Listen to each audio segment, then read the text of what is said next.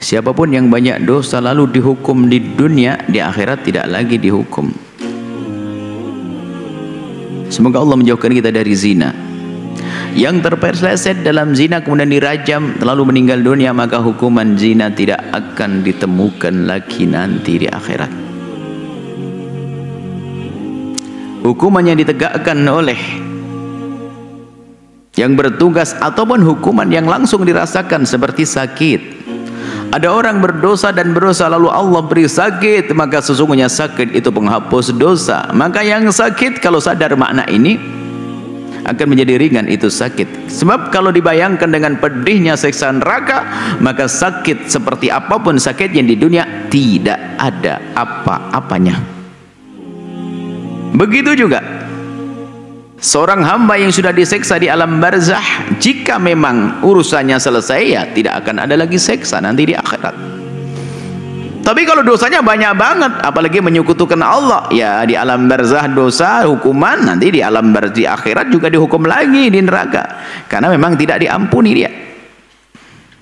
Tapi kalau dosa-dosa yang diampuni oleh Allah itu adalah bagian penghapus,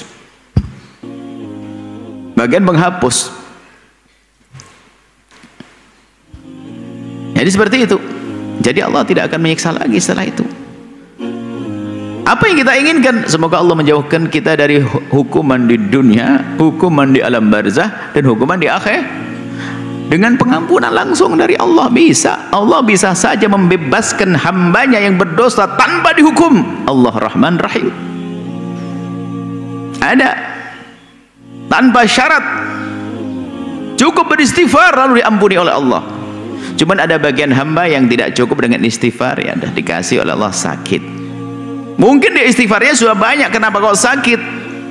Ingat, tidak ada sesuatu yang tampak sebagai siksa yang Allah berikan di dunia, bukan di akhirat dan alam barzah. Yang dirasakan oleh seorang hamba beriman di dunia yang tampak sebagai siksa, kecuali sesungguhnya itu adalah mungkin, ini yang pertama adalah pengampunan dari dosa. Yang kedua mungkin dosanya sudah habis. Yang kedua pengangkatan derajat yang tinggi dan dia mendamba derajat tinggi. Yang ketiga adalah Allah akan siapkan pahala yang banyak nanti di akhirat. Artinya apa? Selagi di dunia apapun yang ditimpakan seorang oleh Allah kepada hambanya dari ketidakbaikan, sakit dan sebagainya, sesungguhnya satu daripada tiga tersebut. Maka jangan banyak bergundah. Seandainya sakit karena Allah tidak ingin menyiksa hamba tersebut di akhirat, atau karena Allah ingin mengangkat derajatnya. Di alam barzah pun demikian, siksa yang Allah berikan di alam barzah untuk mengurangi, bahkan bisa saja habis. Tapi jangan ngentengin, ya sudahlah aku pengen disiksa di alam barzah saja. Oh tidak, di dunia pun kita tidak pengen disiksa, apalagi di alam barzah, mengerikan. Karena ada hamba yang diampuni oleh Allah, yang dosanya gede diampuni. Kalau sudah diampuni tidak akan dilihat dosa itu. Maka hamba Allah seperti babnya hari ini, bab istighfar, maka banyaklah memohon ampun kepada Allah.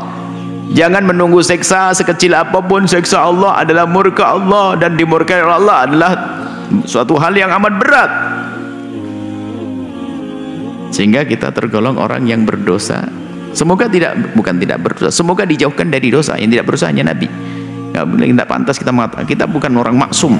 Yang maksum hanya Nabi.